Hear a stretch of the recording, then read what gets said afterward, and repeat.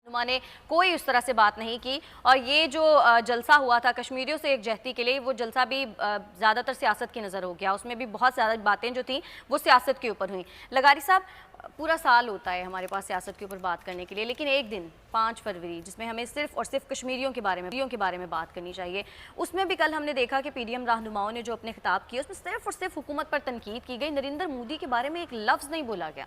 ये भी सियासत है, और सियासत जो है उसको आप नागा नहीं कर सकते। सियासत एक कार मुसलसल है जो करते रहना चाहिए। और मेरे ख्याल में जो सियासी रहनुमाओं ने कहा, मैं उसकी बैशिंग नहीं करूँगा। अच्छा, मैं नहीं कहूँगा कि उन्हें गलत कहा है, बल्कि उन्होंने सही सूरत हाल का तनाजुर पेश किया है और उस पूरी सूरतें लाए हैं। इस वक्त मुल्क जिस हालात में और जिस तरह से गुजर रहा है वो बहुत संगीन है, और हुकूमत को इस बात का एहसास नहीं है। हुकूमत लोगों को आन बोल देने के लिए ज़रा सा भी कोशिश नहीं कर रही है।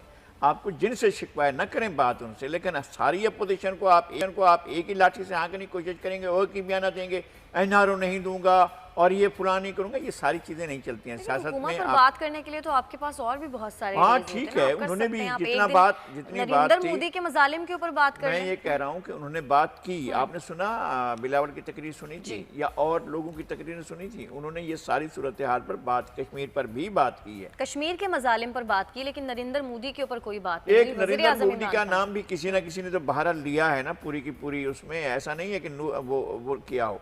मोदी के लिए के इंतखाबात जीतने की दुआएं किसने की थी? किसने कहा था कि मोदी अगर इलेक्शन जीत जाएगा तो कश्मीर का मसला हल हो जाएगा? नहीं, देखें, हमें हकीकत को सामने रखना चाहिए। हमारे साथ, हमारे मुल्क के साथ और हमारे काज के साथ, हमारे कश्मीर के साथ ज़्यादती हो रही है। मैं समझ रहा हूँ कि हुकूमतें इस तरह नहीं करती हैं जिस तरह से इन्होंने किया है। आप अज खुद एक कदम आगे बढ़कर आप खुद जो है एक ऑप्शन, जो पाकिस्तान का परचम लेकर चल रहे हैं, उनको कह रहे हैं कि नहीं पाकिस्तान का परचम नहीं, आप अपना परचम कोई और उठा लो। अच्छा, मौलाना ने एक बात की, उन्होंने कहा कि जब तक मैं कश्मीर कमेटी का चेयरमैन था नरेंद्र मोदी की हिम्मत नहीं थी कि 5 अगस्त वाला। बहुत गलत बात की है मौलाना ने, बहुत गलत बात की। और मौलाना ने कुछ भी नहीं किया, उनके दौर में कोई ऐसी बात नहीं है। मैं ये कह रहा हूँ कि कश्मीर के काज पर मौलाना ने कोई कंट्रीब्यूट नहीं किया है।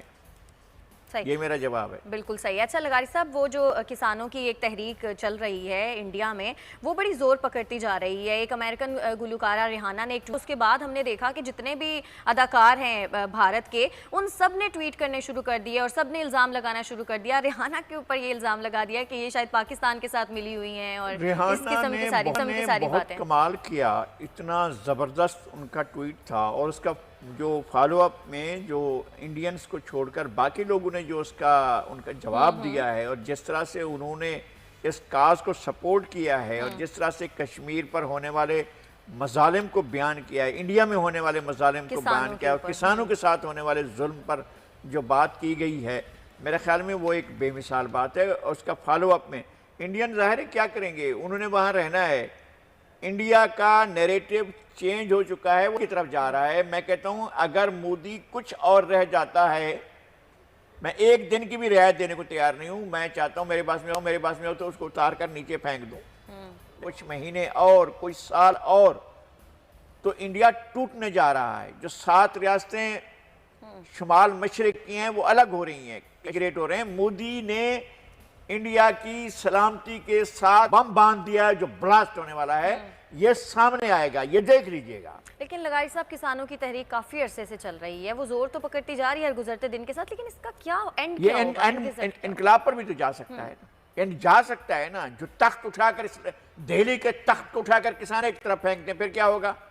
अगर वो ऐवान सदर पर और ऐवान वज़ीर आज़म पर जाकर कब्जा कर लें, इक़्तिदार के मराकज़ पर कब्जा कर लें और अपनी किसानों की हुकूमत का ऐलान कर दें, तो क्या होगा?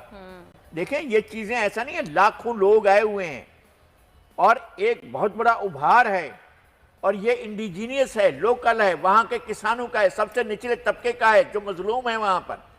जो इंडिया, इस पर तो बीजेपी भी जुल्म करती रही, कांग्रेस भी जुल्म करती रही है। किसानों के बारे में तो किसी ने नहीं सोचा। इन्होंने किसानों के रोजगार के साथ के बहुत बड़ा जुल्म किया, ऐसी लेजिस्लेशन की है कि किसान तबाह हो जाएंगे, या लेजिस्लेशन खत्म होगी या किसान खत्म हो गए। तो किसानों ने तो मौत तो वैसे ही है, यानी उन्होंने, किसानों को तो ये मालूम है कि हमारी जिंदगी का कोई इम्कान नहीं रखा गया, बच्चों की जिंदगी का कोई इम्कान रखा गया, तो भाई लड़कर मरे ना।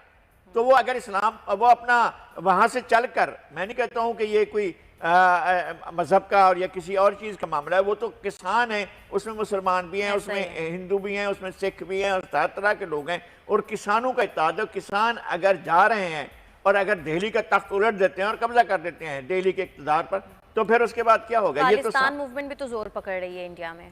सब खालिस्तान मूवमेंट एक, और आज अब मैं बता रहा हूँ, कोई साल के बाद ये बात सच साबित होगी कि अगर एक और भिंडरा वाला पैदा हो गया तो फिर क्या होगा? एक और बाल ठाकरे किसी और शक्ल में पैदा हो गया तो क्या होगा? अगर वहां पर टेररिस्ट कुव्वतें आ गई तो क्या होगा? और टेररिस्ट कुव्वतें मैं फिर इंडिकेट कर रहा हूं, इंडियन इस्टेब्लिशमेंट मोदी मिलकर बनाएंगे ताकि किसानों का जोर तोड़ सकें।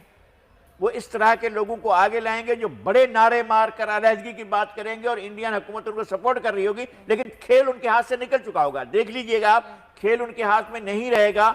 और ये जो दहशतगर्दी वो लाना चाहते हैं, अब इंडिया के अंदर इंडियन हुकूमत की और इंडियन फौज की दहशतगर्दी मुसलत होगी और वो इंडियन सोसाइटी को बिल्कुल बुनियाद से उखाड़ कर फेंक देंगे। ये सामने की बातें हैं जो नजर आ रही हैं किसी भी शख्स। ठीक है, अच्छा लगाई साहब, सेनेट तरमीम के हवाले से बात कर लेते हैं। इस पर जंग जोरदार जारी है क्योंकि ऑपोजिशन किसी तौर पर मानने को तैयार नहीं है, लेकिन विफाकी काबीना ने सेनेट इलेक्शन ओपन बैलेट से कराने की मंजूरी दे दी है। लगाई साहब, जब हुकूमत ये चाहती है कि सेनेट इलेक्शन ओपन बैलेट से हो, हॉर्स ट्रेडिंग रुके, ये जो खरीदो फरोख्त वाला सारा मामला है रुके, तो इस पर ऑपोजिशन क्यों आखिर एतराज़ कर रही है? फ़ायदा तो उनका भी है।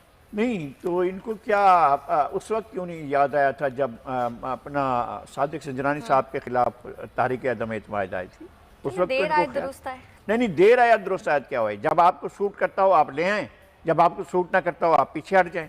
अब आपको सूट नहीं करता है इसलिए कि आपके लोग आपसे बेजार हो चुके हैं।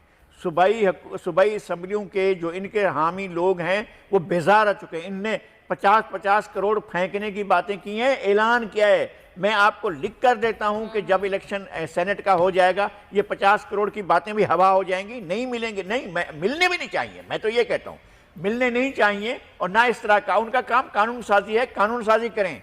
50-50 करोड़ का पैकेज भी एक साथ जनरल ज़िया-उल-हक ने शुरू किया था, वो अब तक दिया जाता रहा है, नहीं होना चाहिए। और अब तो ये कह रहे हैं कि जनाब 50-50 करोड़ रुपए देंगे नहीं, लेकिन लोग जो हैं वो इस तय कर चुके हैं कि उनके अपने लोग तय कर चुके हैं कि नहीं देंगे वोट। वो अगर ऐसा तय कर चुके हैं तो फिर तो एक बड़ा खेल बन रहा है ना। लेकिन तज्जियाकार ये कह रहे हैं, जो बड़ी बड़ी बातें हो रही है अखबारात में, कि नंबर गेम के लिहाज से हुकूमत को तो इसका कोई फायदा नहीं है। शो ऑफ हैंड से ना भी हो सेनेट इंतखाबात, तब भी हुकूमत जो है वो तो अक्सरियत ले जाएगी। देख लेंगे, हमारे सामने की बात है। हम भी यहाँ बैठे हैं, आप भी यहाँ बैठी हैं, सही है। देखेंगे कि कैसे अक्सरियत लेकर जाते हैं। उनके नहीं